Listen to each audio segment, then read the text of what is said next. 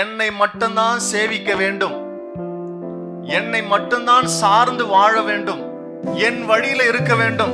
அப்படி இருந்தாதான் என்னுடைய திட்டங்களை நிறைவேற்றுகிறவனாக இருக்க வேண்டும். அப்படி இருந்தாதான் அவனை கொண்டு நான் என் தரிசனத்தை நிறைவேற்ற முடியும், என் திட்டங்கள் நிறைவேறும்.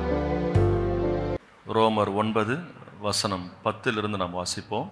இதுவும் அல்லாமல் நம்முடைய பிதாவாகிய ஈசாக்கு என்னும் ஒருவனாலே ரெபெக்காள் கர்ப்பவதி ஆனபோது பிள்ளைகள் இன்னும் பிறவாமலும் நல்வினை தீவினை ஒன்றும் செய்யாமல் இருக்கையில், நல்லது கெட்டது என்று அவங்களுக்கு தெரியாம இருக்கும்போது தேவனுடைய தெரிந்து கொள்ளுதலின்படி இருக்கிற அவருடைய தீர்மானம் கிரியைகளினாலே நிலை நிற்காமல், அவர்களுடைய தீர்மானம் கிரியைகளினாலே நிலை நிற்காமல் அழைக்கிறவராலே நிலை நிற்கும்படிக்கு மூத்தவன் இளையவனுக்கு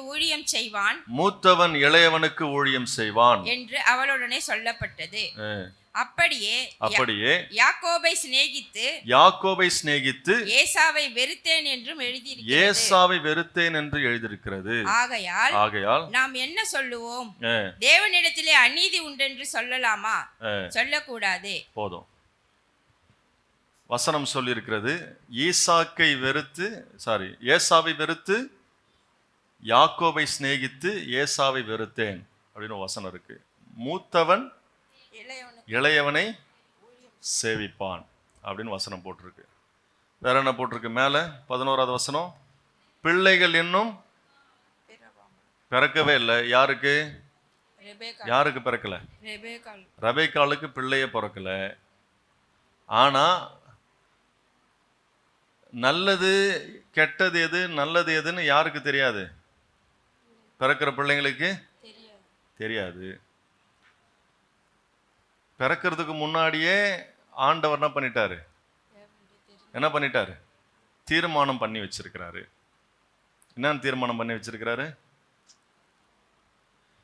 மூத்தவன் ஏசா இளையவனாகிய யாக்கோபை சேவிப்பான்.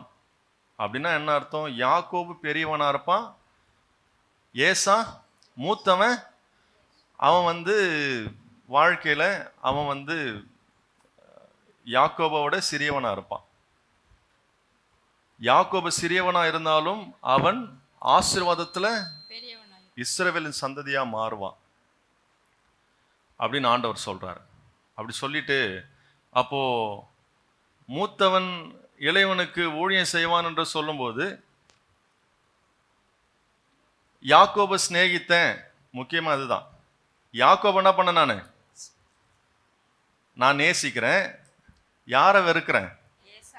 ஏசாவை வெறுக்கிறேன் அப்படின்னு திட்டவட்டமாக ஆண்டவர் என்ன பண்றாரு? ஈசாக்குடைய மனைவிக்கு ரெபெக்காளுக்கு சொல்றாரு, நான் பெரிய பிள்ளைய நான் வெறுக்கிறேன். யாரை நான் நேசிக்கிறேன்? யாக்கோபை நேசிக்கிறேன் அப்படின்னு சொன்னார்னா அப்ப ஆண்டவர் பாரபட்சம் பார்க்கிறாரா? இல்லைன்னு நம்ம தலையாட்டிடுறோம். ஏன்னா வசனம் அதுதானே சொல்லியிருக்கு. ஆண்டவர் சொல்றாரு, ஐயோ வசனம் அது சொல்லுதான். ஆண்டவர் வசனம் சொன்னா நம்ம அதை கேட்டுக்கணும்பா. நம்ம மனநிலை போயிடும். நேராக நம்ம வேதத்துக்கு பயந்து என்ன பண்றோம்? வசனம் சொன்னா அதை நம்ம கேட்டுக்கணும். ஆனா நம்ம வாழ்க்கையில் அப்படி இருக்க முடியுமா? நான் என் சின்ன பிள்ளைய நான் வெறுக்கிறேன், இல்லை என் பெரிய பிள்ளைய வெறுக்கிறேன், என் சின்ன பிள்ளைய நான் நேசிக்கிறேன் அப்படின்னு யாருன்னா நீங்கள் சொல்ல முடியுமா?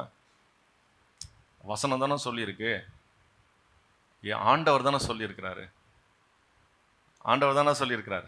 நான் ஏசாவை வெறுக்கிறேன், யாக்கோபை சிநேகிக்கிறேன்.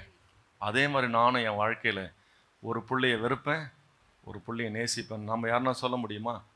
அப்போ ஏன் ஆண்டவர் இங்கே சொல்லியிருக்கிறாரு? அது ஆண்டவரை கேள்வி கேட்க முடியாது. சரி, கேள்வி கேட்க முடியாது, ரைட்டு. அப்போ ஏன் ஆண்டவர் இங்கே சொல்லியிருக்கிறாரு? ஏசாவை நான் வெறுக்கிறேன், யாக்கோபை நான் சேவிக்கிறேன். அப்போ ஆண்டவர் பாரபட்சம் பார்க்குறாரா? கிடையாதுன்னு போட்டிருக்கு. அப்போ என்னதான் சொல்ல வராங்க? அதுதான் நம்ம பார்க்க போகிறோம். என்னதான் சொல்ல வராங்க? அப்போ ஆண்டவர் இந்த வார்த்தையை பவுல் பகிரங்கமாக ஜனங்களுக்கு அவர் சொல்றாரு, நான் ஏசாவை வெறுத்தேன், யாக்கோபை சிநேகித்தேன் அப்படின்னு சொல்றாரு. ஆகையால் நாம் என்ன சொல்லுவோம்? தேவனிடத்திலே அநீதி உண்டென்று சொல்லலாமா? சொல்லக்கூடாதே. அப்ப ஆண்டவர் யாரு? அநீதி இழைக்கிறவரா? கிடையாது. வசனம் நிறைய போட்டிருக்கு. அதுக்காக உபாகமத்துல சொல்லப்பட்டிருக்கு 32வது வசனத்துல, 32வது உபாகம் 32:4 வாசித்தீங்கன்னா, அவர் வழிகளில் நியாயமும் நியாயக்கேடில்லாத உண்மையுள்ள தேவன். அவர் வழிகளில நியாயம் உள்ளவரா இருப்பாரு. நியாயக்கேடு அவர்கிட்ட நம்ம பார்க்க முடியாது. அவர் யாரு? அவர் உண்மையுள்ள தேவன் அப்படின்னு வசனம் போட்டிருக்கு. அடுத்த வசனம் யோபு 34வது அதிகாரத்துல 10வது வசனத்துல போட்டிருக்கு, அவர் அநீதி செய்வது அவருக்கு தூரமா இருக்கிறதா. ஆண்டவருக்கு அநீதி செய்வது ரொம்ப தூரம். அவர் அநீதி செய்கிற தேவன் அல்ல அப்படின்னு போட்டிருக்கு. சங்கீதம் 92:15 அவரிடத்தில் அநீதி ஒன்றும் இல்லை. அவர்கிட்ட அநீதி ஒன்றும் கிடையாது. ரோமர் 2:11 தேவனிடத்தில் பட்சபாதம் இல்லை. அவர் பட்சபாதம் பார்க்கிறவர் அல்ல, பார்ஷியாலிட்டி பார்க்கிறவர் அல்ல. God never see the partiality. அவர் பார்ஷியாலிட்டி பார்க்கிறவர் கிடையாது. அப்போ ஏன் இங்க ஆண்டவர் நான் ஏசாவை வெறுத்தேன் யாக்கோபை சிநேகித்தேன் அப்படின்னு வசனம் சொல்லியிருக்கு. அப்போ இதனுடைய பேக்ரவுண்ட் நமக்கு புரிஞ்சாதான் நமக்கு இந்த வசனத்தினுடைய கருப்பொருள் நமக்கு புரியும். ஏசாவுக்கும் யாக்கோபுக்கும் யார் அப்பா? ஈசாக்கு. ரைட்டா? ஈசாக்குக்கு அப்பா ஆபிரகாம். ஆபிரகாமுக்கு வாக்கு கொடுக்கிறார் ஆண்டவர். என்ன வாக்கு கொடுக்கிறார் தெரியுமா? உன் சந்ததி என்ன பண்ணுவேன்? பெருக செய்வேன் உன் வித்தின் மூலமாக. நான் சொல்றேன், ஆண்டவர் சொல்றாரு ஆபிரகாமுக்கு, நீ சாராள் இவங்க 2 பேருக்குள்ள பிறக்கிற குழந்தை தான் வாக்குத்தத்தத்தின் பிள்ளையா இருக்கும், ஆசீர்வாதத்தின் பிள்ளை. நீ பாட்டுட்டு சாராளுக்கு புள்ள பிறக்காதுன்னு சொல்லிட்டு நீ ஆகார பிடிச்சிக்கிட்டு நீ பிள்ளை பெறணும்னு நினைச்சேன்னா அது என்னுடைய வாக்குத்தத்தத்தின் பிள்ளை கிடையாது. சாராள் அந்த வாக்குத்தத்தத்தை நம்பினால் அந்த வாக்குத்தத்தம் அவளுக்கு பிள்ளை பெறுவதற்கு பலன் கொடுத்தது. ஆபிரகாம் பிறகு ஈசாக்கு வராரு. ஈசாக்குக்கு 2 பிள்ளைங்க பிறக்குது. 2 பிள்ளைங்க பிறக்கிறதுக்கு முன்னாடியே ஆண்டவர் தீர்க்க தரிசனமா சொல்லிடுறாரு. யாருக்கு? ரெபேக்காளுக்கு, ஈசாக்குடைய மனைவிக்கு ஆண்டவர் சொல்றார், உன் வயிற்றுல 2 பிள்ளை பிறக்க போது, அந்த 2 பிள்ளையில ஒருத்தனை பண்ணுவான்,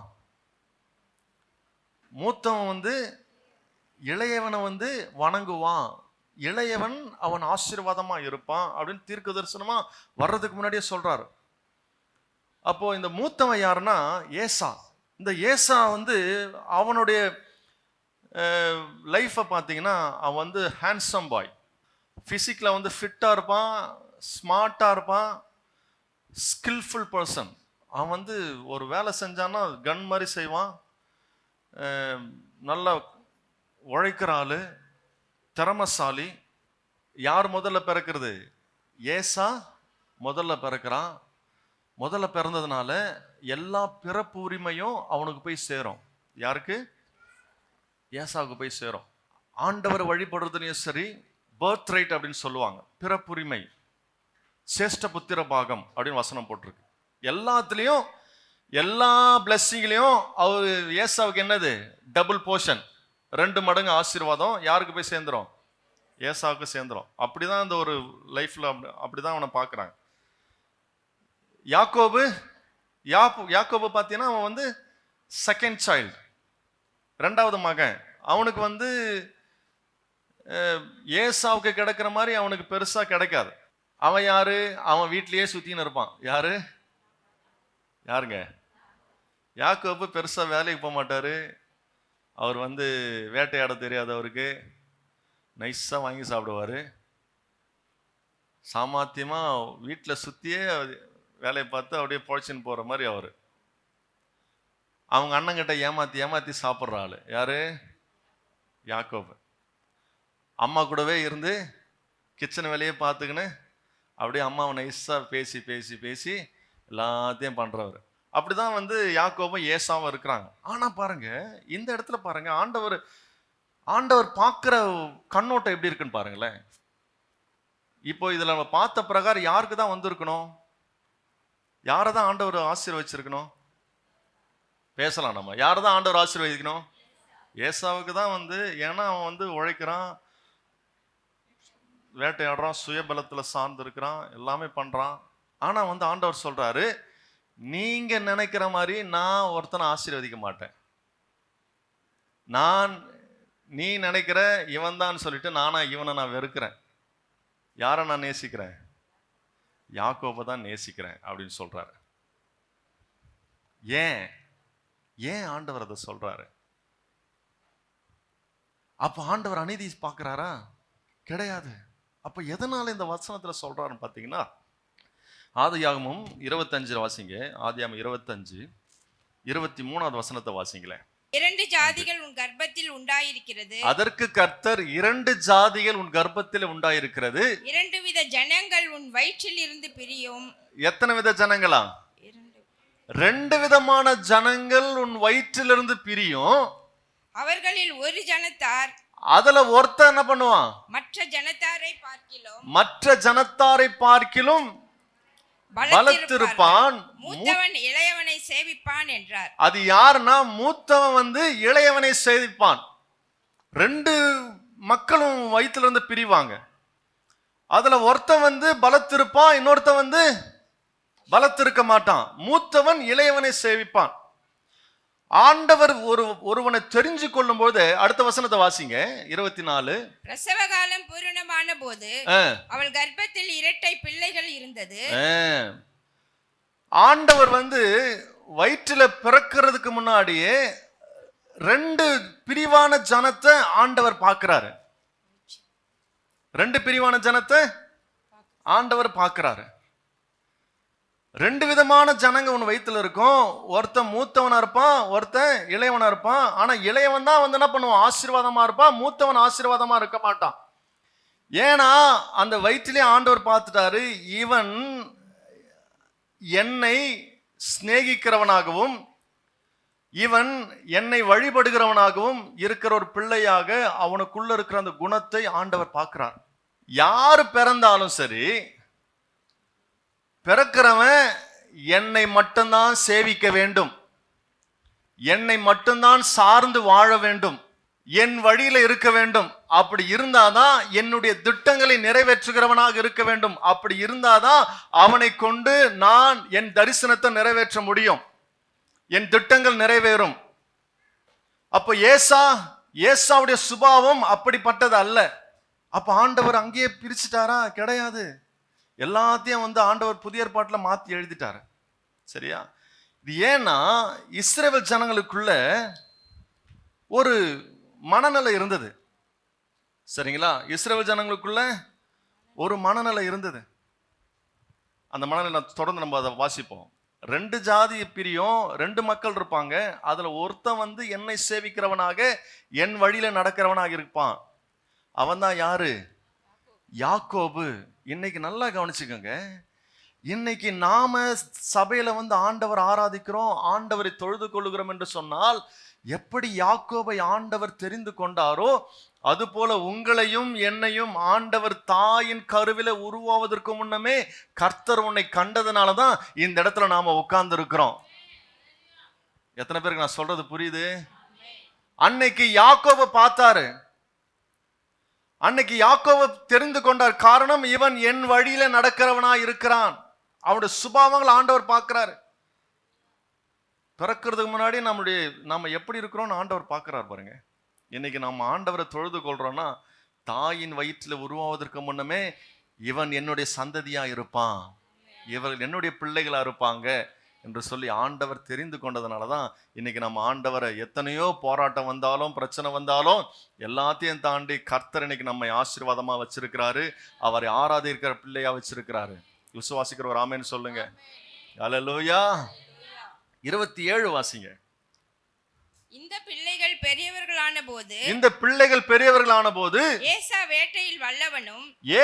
வேட்டையில் வல்லவனும் வனசஞ்சாரியுமாய் இருந்தான். யாக்கோபு குணசாலியும் கூடாரவாசியுமாய் இருந்தான். ஏன் ஏசாவை ஆண்டவர் வெறுத்தார், யாக்கோபை சிநேகித்தார் என்று வசனம் சொல்கிறது என்று சொன்னால், ஏசா தன்னுடைய பலத்தை சார்ந்தவனாய் இருந்தான். எல்லாம் புரிஞ்சுக்கணும்.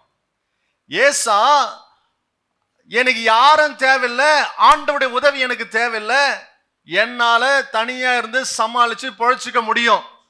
அதுதான் யாருடைய மனநிலை? ஏசாவுடைய மனநிலை.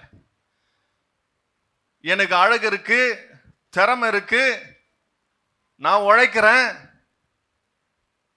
கடைசி வரைக்கும் நான் அதை வச்சு நான் என்ன பண்ண முடியும், கெத்தா வாழ முடியும் அப்படின்னு நினைக்கிறது தான் ஏசா. ஆனா யாக்கோபு அவன் குணசாலியா இருந்தான், கூடாரவாசியா இருந்தான். ஆனால் அவன் ஆவிக்குரிய காரியத்துல கண்ணோட்டமா இருந்தான். எல்லாம் புரிஞ்சுக்கணும் தேவஜனமே. யாக்கோபு ஆவிக்குரிய விஷயத்துல கண்ணோட்டமா இருந்தான். இங்க பிறப்புரிமைன்னு ஒன்று கொடுத்துருக்கு பத்தியா, ஏசாவுக்கு காலங்காலமா அவங்க கலாச்சாரத்துல ஒன்று ஃபாலோ, இப்பவும் அது ஃபாலோ ஆகிட்டு இருக்குது. முதல் பிறந்தவனுக்கு எல்லாமே டபுள் போர்ஷனா போகுது. ஆண்டவர் வழிபடுறதுலையும் சரி, எல்லாத்துலையும் அவன் தான் முன்னாடி இருந்து எல்லாத்தையும் பண்ணணும், எல்லா பிளஸிங் அவனுக்கு தான் போய் சேரும். அப்படிதான் ஒரு முறையை வச்சிருந்தானுங்க. மனுஷனுடைய சிந்தனை எப்படி இருக்கு பாருங்க. இப்படி இருக்கும் பொழுது இது எல்லாமே அவன் வசனம் சொல்லுது, இவன் வேட்டையாடுறதுல வல்லவனா இருக்கிறான், ஹேண்ட்ஸமா இருக்கிறான், எல்லாமே இருக்குது. ஆனால் ஆண்டவர் அதை பார்க்கல. யாக்கோபை ஏன் ஆண்டவர் சிநேகித்தார் என்று சொன்னால், அவன் குணசாலியா இருக்கிறது மாத்திரமல்ல, அவன் ஆவிக்குரிய காரியத்துல ரொம்ப கண்ணோட்டமா இருந்தான். இந்த பிறப்புரிமைன்னு ஒண்ணு சொன்ன பார்த்தீங்களா, இந்த பிறப்புரிமை என்னன்னா, அது கர்த்தருக்கு கணத்தை கொடுக்கிறதுக்கு அது சமம். பிறப்புரிமை என்று சொல்லும் பொழுது எதை செய்தாலும் அவர்கள் என்ன பண்ண, இஸ்ரவேல் ஜனங்க இந்த மகனுக்கு முன்னுரிமை கொடுத்து தேவ சமூகத்தில் இவனை நிறுத்தி என்ன பண்ணணும், தேவனை மகிமைப்படுத்தணும். பிறப்புரிமை என்று சொல்லும்போது கர்த்தர் கொடுத்த கணம், அது கர்த்தர் கொடுத்த ஆசீர்வாதம். ஒரு இடத்துல பசி எடுத்துக்குது. யாருக்கு? ஏசாவுக்கு பசி எடுத்துக்குது. வேட்டையாடி ஒரு பெரிய ஒரு மான் என்ன பண்றான், ஷோல்டர்ல போட்டுட்டு வரான். பயங்கர பசியா வரான். இங்க நம்மால் என்ன பண்ணிக்கிறாரு, வெளியே உட்காந்து ஒரு மண் அடுப்பை செஞ்சு ஒரு பாத்திரத்துல ஒரு கரண்டி வச்சு கூழு கிண்டினுங்கிறாரு. அப்படியே கிண்டி அதை நல்லா சுவையா செஞ்சு, அப்படியே அவர் எப்பவுமே அடுப்பாங்கரையிலேயே சுத்துறாள். அவர் செஞ்சு சாப்பிடுவாரு, தூங்குவாரு, அப்படியே சுத்திட்டு இருப்பாரு, செய்வாரு. அப்படின்னு அவன் இருக்கும்போது தூரத்துல என்ன பண்றான், ஒருத்தன் கஷ்டப்பட்டு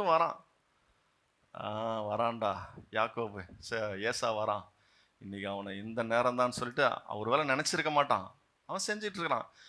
கிட்ட வந்தவொடனே பசி எடுத்துக்குது. டேய், சாப்பிட்றதுக்கு எதனா குடுறா அப்படின்னு கேட்குறான். யாக்கோபு, சாப்பிட்றதுக்கு எதனா கொடு, பசி எடுக்குது. உனக்கு சாப்பிட்றதுக்கு வேணுமா? நான் சொல்றதை நீ கேட்பியா?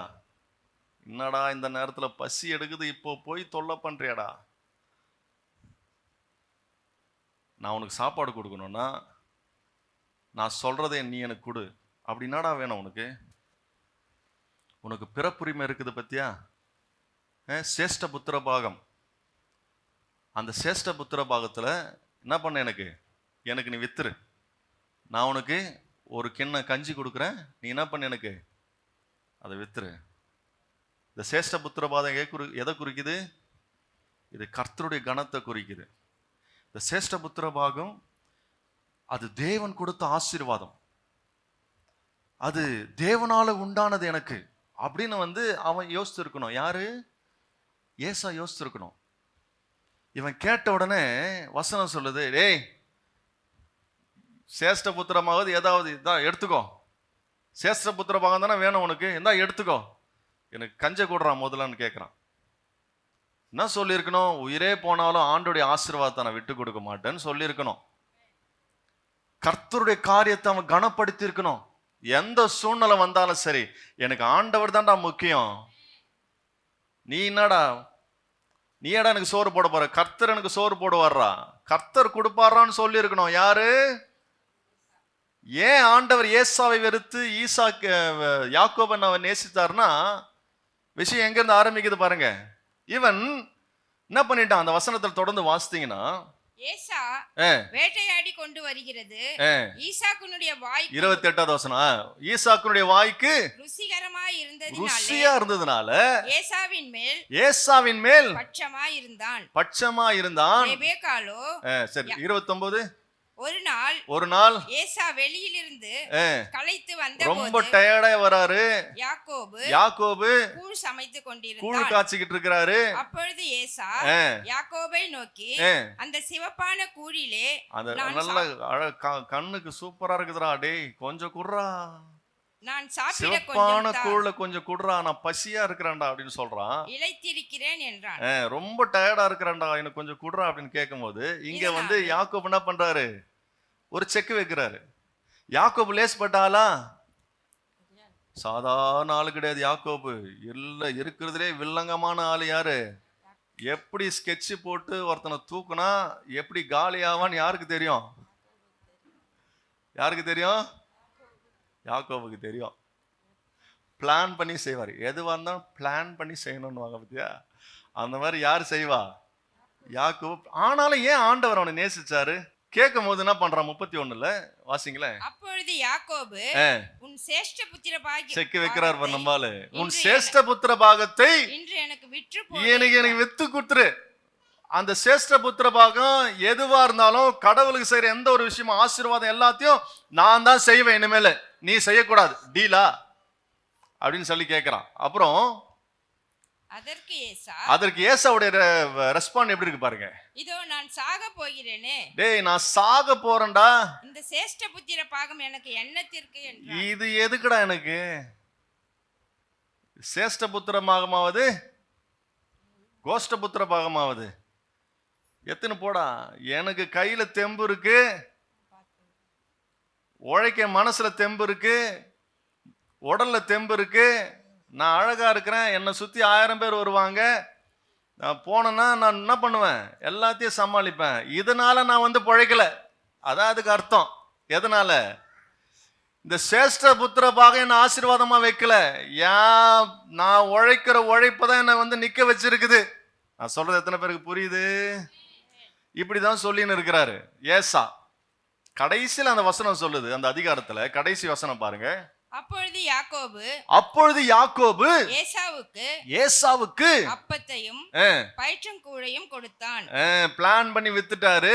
அவன் புசித்து குடித்து எழுந்திருந்து போய்விட்டான். இப்படி ஏசா தன் சேஷ்ட புத்திர பாகத்தை அலட்சியம் பண்ணினான்.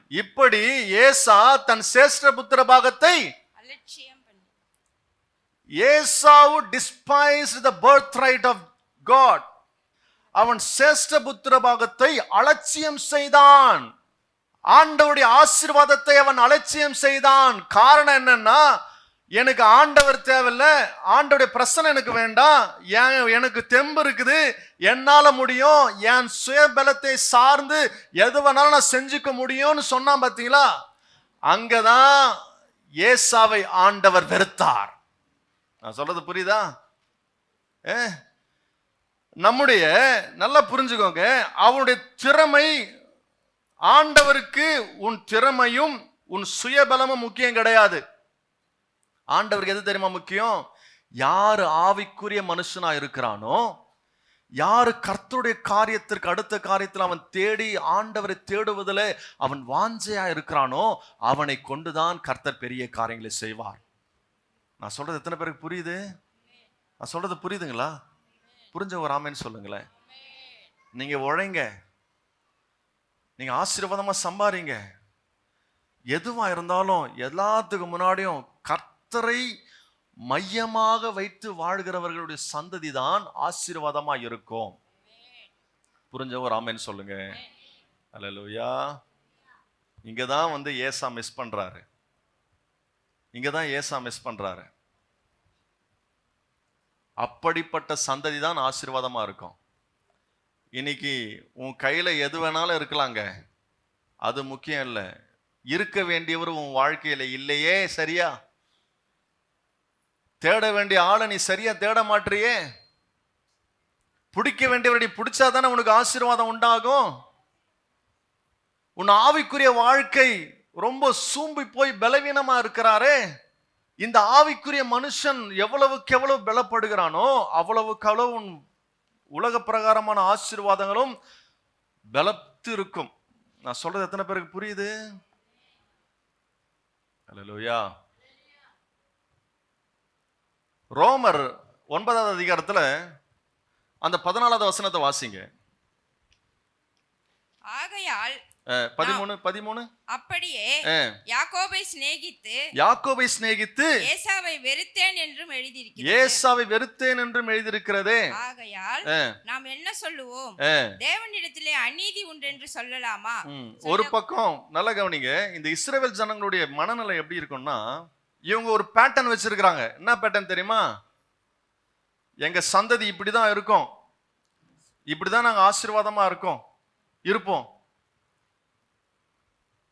ஏசா யார் நாங்க கடவுளை தேடுறோமோ தேடலையோ அது எங்களுக்கு ரெண்டாவது. எதுதான் முக்கியம்? பிறப்புரிமை முக்கியம், பர்த் ரைட் முக்கியம், பிரிவிலேஜ் சட்ட உரிமைப்படி சட்டத்தின்படி நாங்க என்ன பண்ணுவோம், எல்லாத்தையும் கரெக்டா செய்வோம் அப்படின்னு சொல்லிட்டு இவங்களுக்குள்ள ஒரு மனநிலையில இருக்கிறாங்க. இப்படிதான் நாங்க இருப்போம், இப்படிதான் நாங்க வாழ்வோம், உன் நினைவு என் நினைவு கிடையாது. அதான் ஆண்டவர் சொல்றாரு, நீங்க மனுஷன் யோசிக்கிறது போல நான் யோசிக்க மாட்டேன். என்னுடைய வழியை நான் யாரை அழைக்கிறேனோ அவங்களுக்கு என்ன பண்ணுவேன், நான் கிருபையை கொடுப்பேன். என்னுடைய திட்டம் எதுவோ அதை தான் மனுஷனுடைய வாழ்க்கையில நான் செய்வேன்றதை தான் ஆண்டவர் காட்டுறாருங்க. ஏன் ஏசாவை வெறுத்தனா, நீங்க நினைக்கிற மாதிரி நான் நினைக்கிறது கிடையாது. ஏன்னா ஏசாவின் வழியா ஆசீர்வாதங்கள் போனது என்று சொன்னால் அவன் என்னுடைய சந்ததியா இருக்க முடியாது. ஏசாவின் வழியாக ஆசீர்வாதம் செல்கிறது என்று சொன்னால் அவன் என்னை தேடுகிறவனாக இருக்க மாட்டான். அப்ப என்னை தேடுகிறவனா இல்லாத பொழுது அவனிடத்துல ஆசீர்வாதம் போச்சுன்னா கடைசியில் என்ன சொல்லுவாங்க, என்னுடைய பலத்தினாலதான் ஆசீர்வாதமா இருக்கிறான்னு ஒருத்தன் சொல்லுவான். அப்படி சொல்றதை நான் விரும்பல. அப்படி சொல்றவனை நான் தேர்ந்தெடுக்க முடியாது. எப்பொழுதும் என்னை சார்ந்து வாழ்கிறவனாக, அவனுடைய சுயத்தை அல்ல கிருபையிலே வாழ்கிறவனாக இருப்பான் என்று சொன்னால் அவனை கொண்டுதான் கர்த்தர் பெரிய காரியங்களை செய்வார். இங்க முழுக்க முழுக்க கிருபையின் வாசனமாக தான் இருக்குது. இங்க நான் சொல்றது எத்தனை பேருக்கு புரியுது? புரிஞ்சவர் ஆமேன்னு சொல்லுங்க. ஹல்லேலூயா. இவங்க ஒரு பிரிவிலேஜ் வச்சிருக்கிறாங்க இஸ்ரவேல் ஜனங்க. இதாங்க பிரிவிலேஜ். இந்த பிரிவிலேஜ் ஏசாவுக்கு போனோம். சட்டத்தின் பிரகாரம் பைபிள்லயே சனாதானத்தை பார்க்கறானுங்க. என்ன பார்க்கறானுங்க? சனாதானம் நடக்குது. ஒருவேளை ஏசா அவன் தேவனுடைய சந்ததியாக அவன் இருந்தான் என்று சொன்னால், தேவனை தேடுகிறவனா இருப்பான் என்று சொன்னால் ஏசாவை கொண்டு கர்த்தர் பெரிய காரியங்களை செய்திருப்பாரு. நான் சொல்றது புரியுதுங்களா? ஏசாவை கொண்டு கர்த்தர் பெரிய காரியங்களை செஞ்சிருப்பாரு. ஆனா அவன் ஏசா கர்த்தரை வழிபடுகிற ஒரு இருதயமாக இல்லை, அவன் சுபாவமே இல்லை. ஆனா இன்னைக்கு கர்த்தரை தேடுறவங்க யாரா இருந்தாலும் உண்மையாய் ஆண்டோடைய ஆவிக்குரிய காரியத்துல வாஞ்சையா இருக்கிறவங்களுக்கு ஆண்டவர் அவங்க சுபாவத்தையும் மாத்தி அவனுக்கு ஆசீர்வாதத்தையும் கொடுக்க அவர் போதுமானவரா இருக்கிறாரு. ஹல்லேலூயா. நான் சொல்றது புரியுதுங்களா? அப்போ கர்த்தரை முன்பாக வைத்து வாழ்கிறவர்களுக்கு ஆசீர்வாதம் உண்டு. கர்த்தர் முன்னாடி வச்சிருக்க வாழ்றவங்களுக்கு ஆசீர்வாதம் உண்டு. நம்முடைய மனுஷனுடைய சுயபலத்தினாலும் கிடையாது, மனுஷனுடைய டிசிஷன்னால ஒருத்தர் ஆசீர்வாதமா இருக்க மாட்டான், மனுஷனுடைய எஃபோர்ட்னால ஒருத்தர் ஆசீர்வாதமா இருக்க முடியாது. ஆசீர்வாதம் எப்படி வரும்னா, the blessing will come based on through the grace of God. தேவனுடைய கிருபையினால தான் ஒருத்தர் ஆசீர்வாதமா இருக்கணும். அதுதான் ஆண்டவர் விரும்புறாரு.